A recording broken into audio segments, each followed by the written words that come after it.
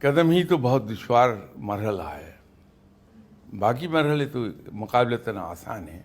ہم اپنے آپ کو چھوٹا نہیں سمجھتے اور دوسروں کو اپنے آپ سے برتر نہیں سمجھتے۔ پانی ہمیشہ یاد رکھیے نشیب کی طرف بہتا ہے، چڑھائی کی طرف کبھی نہیں گیا۔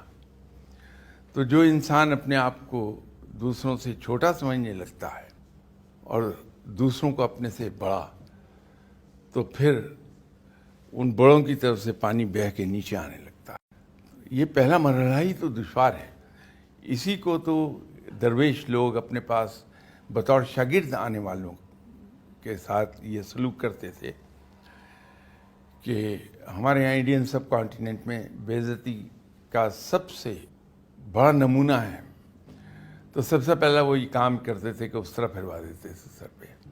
تو دوسرا کام ان سے وہ یہ لیتے تھے کہ انہیں انٹرنس پہ بٹھا دیتے تھے کہ ہر آنے والے مہمان کے جوتے پہلے صاف کرو، پھر ان کو رخ چینج کر کے باہر کی طرف رخ کر کے رکھ دو۔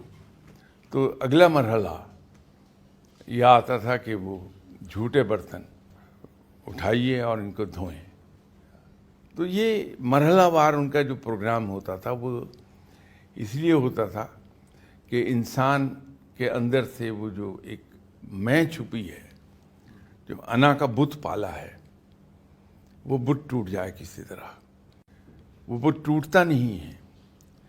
اس وقت تک میں اپنے آپ کو کسی سے کمتر سمجھنے کو تیار ہی نہیں ہوں۔